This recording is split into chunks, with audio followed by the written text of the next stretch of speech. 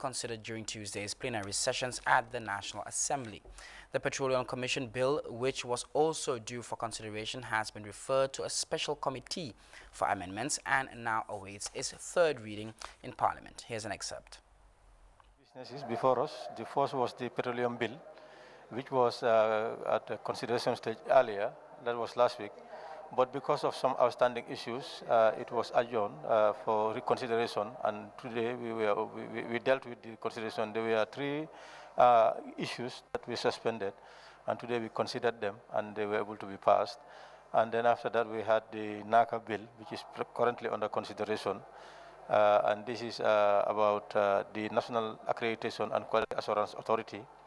They have come up with a new bill to enhance the capacity of the institution and that, to ensure that it operates effectively and efficiently as far as the regulation of the tertiary education sector is concerned.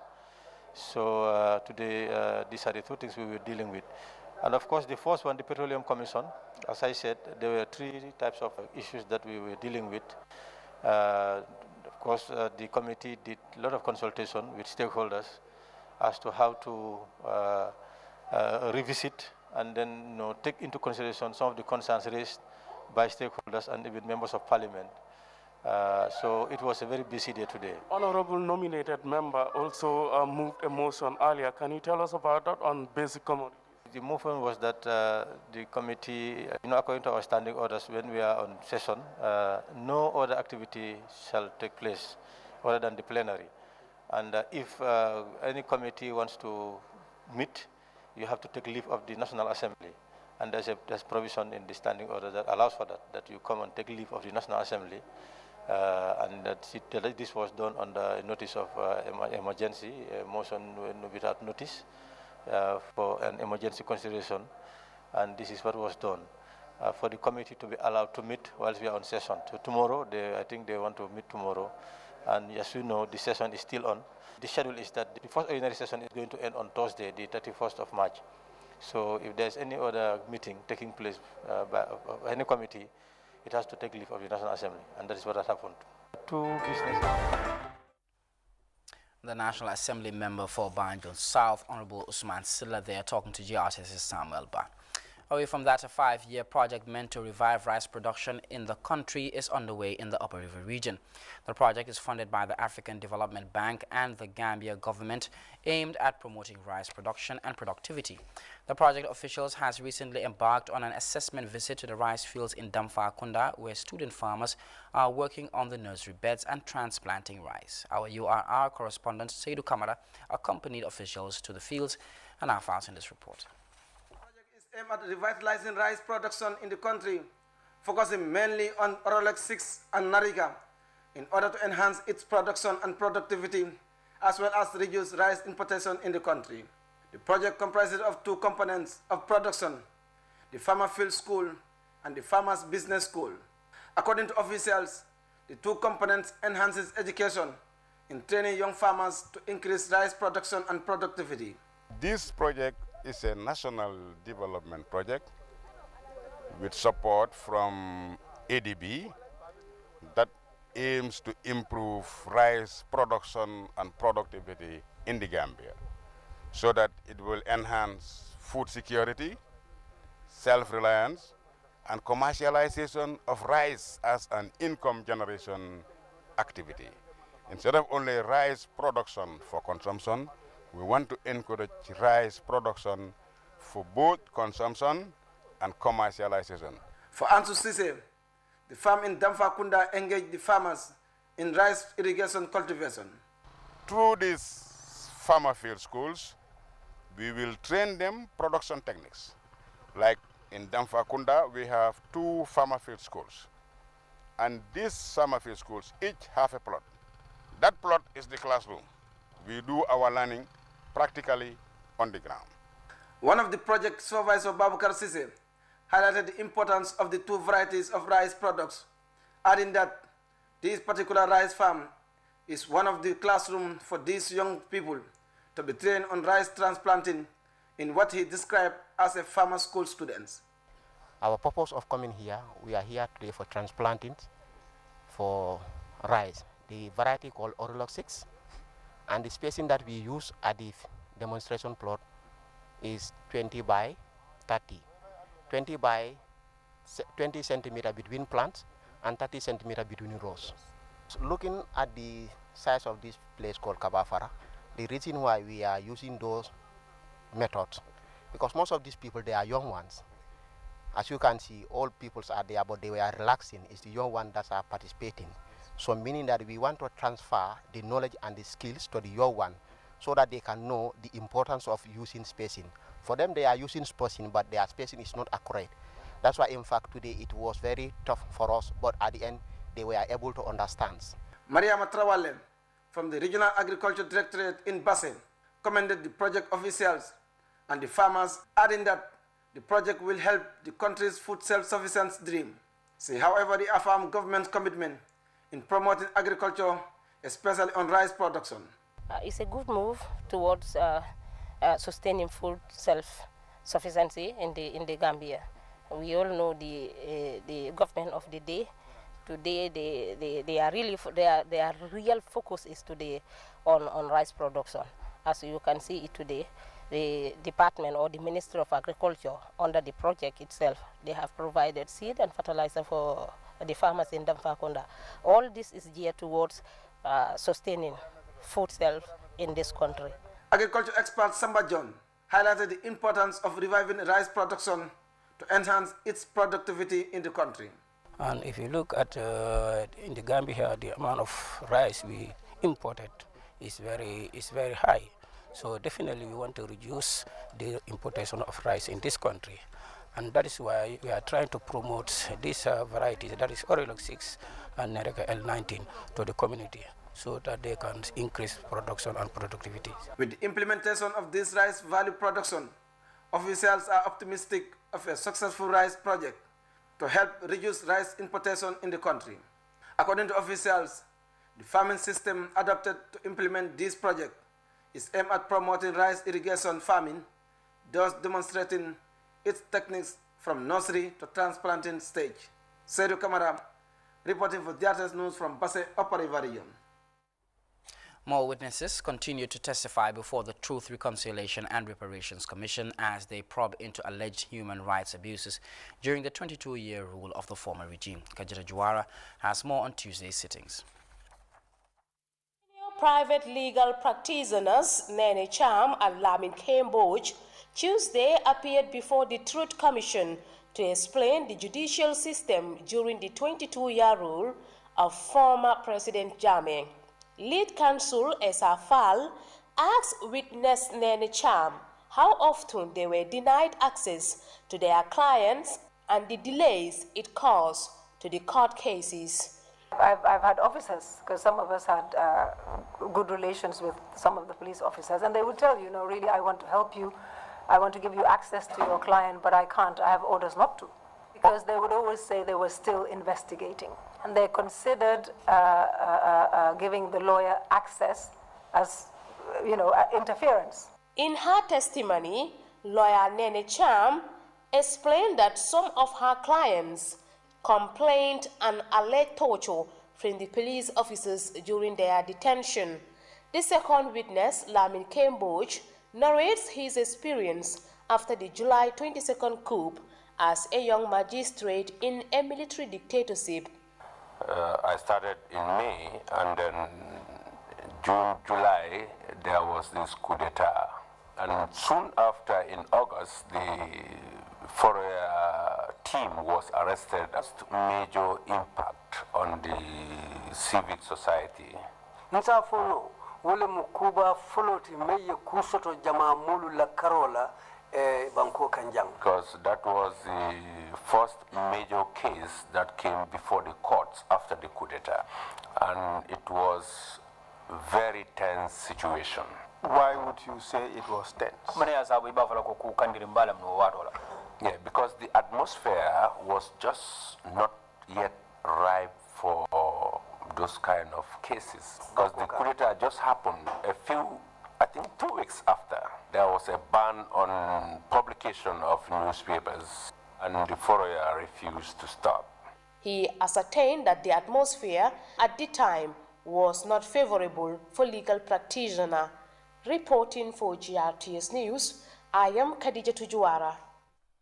The Gambia Armed Forces has promoted 70 men of its personnel to various ranks for their hard work, dedication and sacrifice to duty. The colorful ceremony, which was held at the Defense Headquarters in Banjul, was graced by the Deputy Chief of Defense Staff and other senior officers of the Gambian Armed Forces. Babasila has details in this report. Hard work, recognition, and finally a decoration ceremony promoting these young and gallant soldiers whose dedication and sacrifice has paid them a worthy dividend. Earning promotion to various ranks from private to lance corporal, this is a moment of proud reckoning, putting their careers in army on a lofty platform as they receive promotion from corporal to sergeant based on levels of commitment and dedication shown in their service to the nation. Commending the officers for their promotion, the Deputy Chief of Defense Staff, Major General Mohamed Ocham, delivered an inspirational message and challenged the officers to live up to expectation. Promotions in the Gambia Armed Forces is a merit-based achievement, meaning that you are assessed, you are observed, and then over the period, you are assessed to see whether you deserve to be elevated or not. As they say, your competence is assessed, your loyalty and dedication to duty, all culminating in the board sitting to recommend your promotions. As these young soldiers open a new chapter in armed forces, Deputy CDS Cham challenged the promoted cohort to rededicate themselves to their various duties, which have elevated them to new ranks. As the government moves to fast-track security sector reform, which is being highly prioritized, the Army's second-in-command entreated the men in uniform to maintain professionalism in all endeavors. You can only serve your nation if you are loyal and you are disciplined. You must also exhibit integrity. What is integrity? Integrity is that personal discipline that somebody observes while you do things, and then you look forward to making sure that you are not found wanting or deficient in any form and in any manner when you perform those duties. Newly promoted Sergeant Joseph Mendy delivered the vote of thanks. There is always a sense of privilege being entrusted with a higher rank, and we should be all prepared for new responsibilities.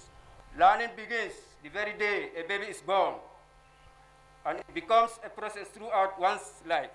The life of a soldier is everyday learning. Thus we climb the ladder. 13 private soldiers were promoted to the rank of Lance Corporal, 36 Lance Corporals to the rank of Corporal, 19 Corporals to the rank of Sergeant, and 1 Sergeant made it to Staff Sergeant. For GRTS News, I am Baba Silla. Well, let's now take our first break. Sports news is up next. Do stay with us.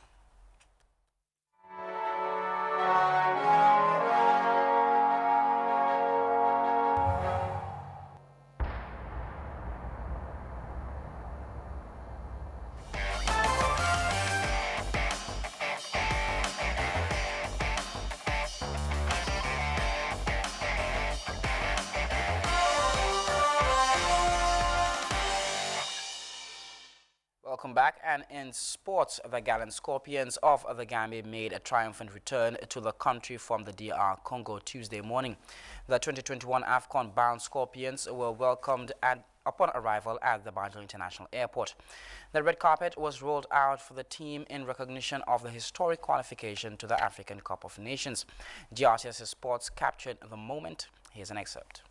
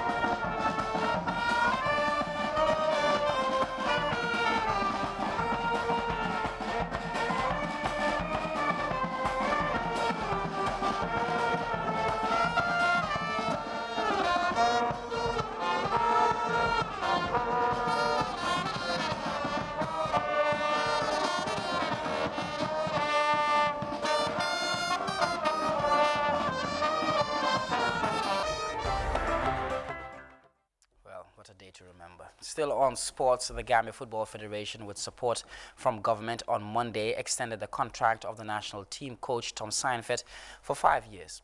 The disclosure was made in Congo before logging horns with the Leopards of DR Congo on their return leg on Group D match. Coach Tom Seinfeld's new contract period covers June 2021 to June 2026. Modlamin Sane was in DR Congo and picks up the rest of that story. Celebration for Tom Seinfeld just days after presiding over a historic day in Gambian football. The Belgian has been rewarded a lengthy contract on a day he celebrates his 48th year birthday. We think this is the right moment to formally, sign and engage him for another period for him to take us to coming African competitions and the World Cup qualifier. Therefore, the contract will run from June of this year to June to end of May 2026. It's a 5-year contract period. We do have its own, articles and clauses that we all negotiated and agreed on. I think Tom, since we started with him in 2018, really has proven his worth, and I think the whole football family, including GFF and the government, are satisfied with him, and we have the belief that his continuity gives results, and we feel that we have to give him the opportunity to take the team to the next two AFCON qualifiers, 2023, 2025, and the World Cup qualifiers. The 5-year extension was a product of the work of the Gambia Football Federation with support from the Gambia government. These have taken quite a number of consultations, from the initial discussions on the extension and the issue of discussing what should be in the contract, how do we ensure that, the coach continues to do better. And you people have been very collaborative, and of course, we had to give the endorsement based on the realities of the statistics that we see and the performance that we see. So I am happy that today, finally, we are signing this contract, and on a very important day for Tom, because it's his birthday. So yes, we want the boys to win today, so that will be a special gift for him. But this contract, I hope, also give him some form of birthday gift, that the Gambia appreciate what you're doing, and we will definitely go ahead and sign this contract for another 5 years, and we hope that what you have succeeded in doing this year, you will continue to do in the next 2 AFCONs, and possibly in the 2026 World Cup as well. Coach Tom Seinfeld, who signed his first contract in July 2018, completed his first task, securing one of the objectives by the agreement, qualifying the Gambia senior national team to the African Cup of Nations, something that impresses the federation to retain him as coach. A coach can never do it alone. This is an achievement of a whole team of people, everyone within the federation, the public around us, and most of all, the players, because Gambia has a lot of quality players. The reason I came in 2018 to Gambia was they were in a bad period. They had won one game, competitive game in 5 years. But I was convinced. I saw the players who were available, the future players who would be available, and I felt honored to become coach of Gambia. Until today, I feel still honored to become. For me, it's a pleasure, it's an honor to represent the beautiful country, the smiling coast, and I'm the smiling coach of Gambia. But for me, this is a desire. I had in my career, some made wrong decisions, sometimes accepted short-term deals. This is the 3rd time I renew my contract, the 2nd time I renew my contract with Gambia, and it's a very clear decision for stability, but also a decision for ambition. I have dreams as a coach. One of the dreams was qualifying Gambia for AFCON. This is the first step, but the dreams go further. Sit down and relax. That's not in my agenda. I want more, together with the federation, together with ministry, together with my staff and my players. The Belgian, who is celebrating his 48th year birthday, will now lead the team to the AFCON 2022 in Cameroon and the World Cup qualifiers. Reporting for GRTS News from Kinshasa, DRC, I am Modlamin Sane. We'll be back with sports, and we'll be back with more news from outside the Gambia right after this break.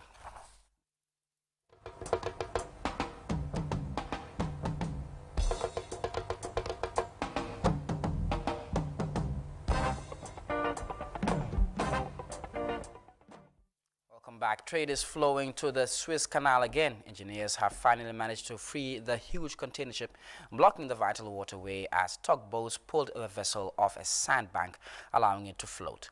It halted traffic from both directions for nearly a week. 10% of global trade passes through the canal in Egypt every day. More in this DWTV report. Just look at it go. After bringing one of the world's most important waterways to a standstill, the 400-meter-long ship is moving along at 1.5 knots. The salvage team did an excellent job. We were in a real critical situation when it was touching on both banks, and there was real risk of cracking in the center of the ship. But the game entirely changed once they got that stern free and were able to pivot it back parallel to the canal. Pressure on rescue workers had been mounting as the maritime traffic jam grew to over 400 ships. Suppliers had to decide whether to wait indefinitely or sail an additional 7,000 kilometers around the African continent. For now, they can breathe a sigh of relief, but questions remain. What I think this probably goes to show is the fragility, perhaps, of the global supply chain. I mean, this is a very significant maritime artery, one of only two major canals in the world that operate in this way in terms of moving ships from one ocean to another. And so I think any blockage there has proven to be really, really challenging. The Ever Given's technical managers said initial reports ruled out any mechanical or engine failure as a cause of the accident, but human or other technical errors could still be uncovered in the investigation to follow. Now, before we end this news edition of GRTS, a recap of our top stories once again. Deputies at the National Assembly has adopted the National Accreditation and Quality Assurance Authority Bill 2021 after thorough scrutiny. Farmers in the Upper River region have benefited from a 5-year project designed to revive and improve rice production. Plus, the Gambia Armed Forces have promoted 70 men to various ranks at a ceremony held at the Defense Headquarters in Banjul. In sports, the red carpet rolls out for the Scorpions as the AFCON-bound team made a triumphant return home. And the Suez Canal has reopened for global trade after the giant container ship that blocked the vital waterway is set free. Well, that was all we had in this edition of GRTS Newscast. From me and the rest of the team, please enjoy the rest of our programs.